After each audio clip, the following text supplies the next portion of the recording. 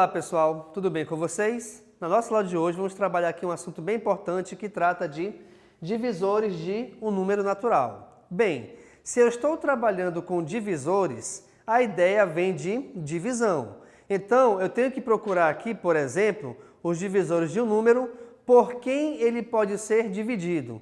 Mas muito cuidado em relação a isso, por quê?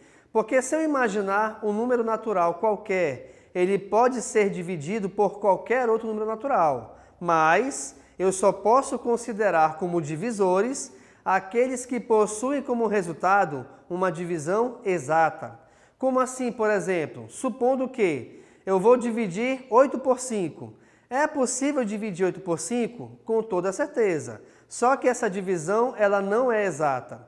Não sendo exata, eu não posso considerá-la, então, para o conjunto dos divisores. Perfeito?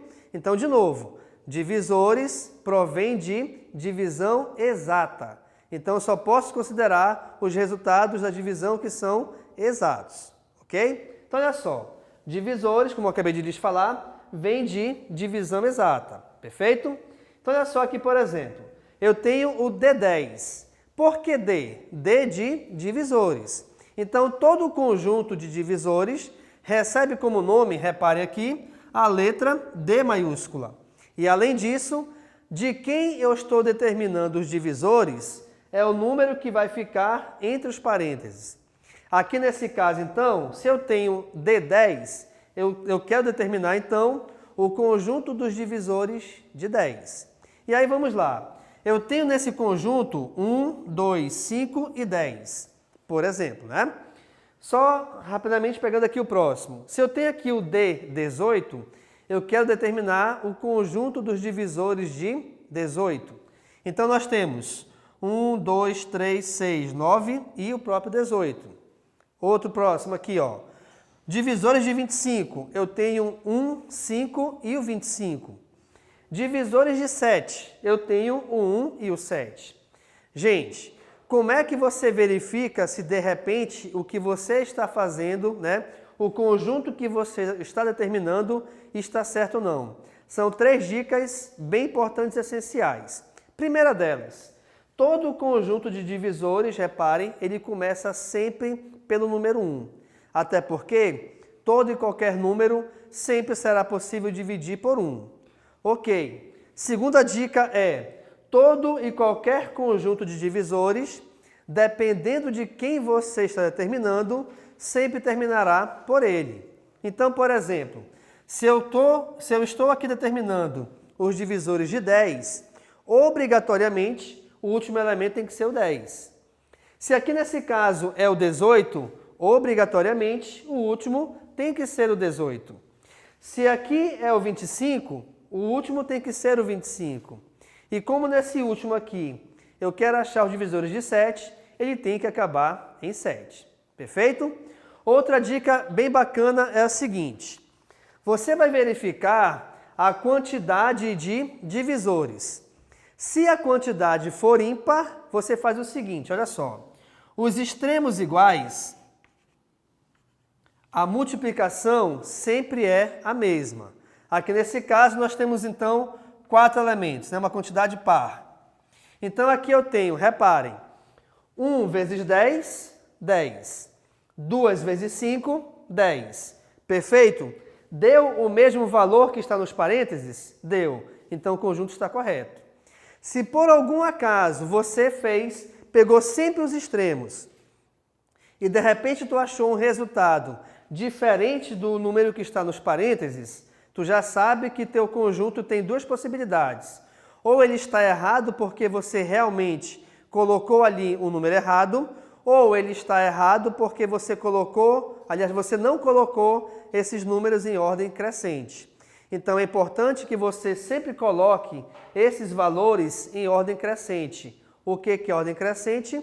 É você pegar os números e ordená-los do menor para o maior, tá? Então, essa ordenação, ela já vai te ajudar a verificar se esse conjunto de divisores está correto ou não. Vamos verificar aqui o 18? Olha só. Aqui eu tenho 1 vezes 18, 18. Aqui eu tenho 2 vezes 9 também é 18. Assim como eu também tenho aqui, ó, 3 vezes 6, que também é 18. Ou seja, se eu tenho aqui 6 números, a metade de 6 é 3. Então, eu tenho aqui 3 multiplicações. E todas essas multiplicações têm que ter como resultado o valor que está aqui nos parênteses, que nesse caso é 18. E reparem que realmente deu isso. Perfeito? Além disso, vamos lá aqui, ó, 25. Opa! O 25 tem uma quantidade ímpar de números. Então, o que acontece? Vamos pegar os extremos, ou seja, o primeiro e o último. 1 vezes 25 é igual a 25. Mas espera aí, professor, esse 5 ficou sozinho, ele não vai fazer par com ninguém. Por isso que, quando você tiver um número, eu vou fazer aqui embaixo, tá? Quando você tiver uma quantidade ímpar, o número do meio, ele sempre multiplicará por ele mesmo. Então, o número do meio aqui é o 5. Então, você pega e resolve a multiplicação de 5 vezes 5, cujo resultado é igual a 25, o que automaticamente é o valor que está aqui nos parênteses, tá bom? E por último, verifiquemos aqui os divisores de 7.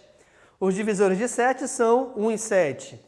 1 vezes 7 é 7, morreu a parada. Então, reparem que esses 4 conjuntos de divisores realmente foram determinados de uma forma bem correta, perfeito? Então, tá aí uma dica importante de você verificar se o conjunto de divisores está correto ou não. Vamos só repetir aqui? Olha só. Primeira coisa é, todos começam sempre por 1. Segunda coisa é, todos terminam pelo próprio número que eu estou determinando os seus divisores. E além disso, as multiplicações dos extremos sempre tem que ter como resultado o valor de quem eu estou achando os divisores. Perfeito, pessoal?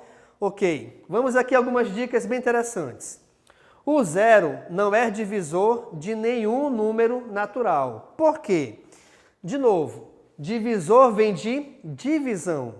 E, como já foi dito algumas vezes, né, foi visto, aliás, 2 dividido por 0, por exemplo, isso aqui não existe. Esse símbolo do E maiúsculo ao contrário, com o traço cortando ele, tá? Significa que não existe.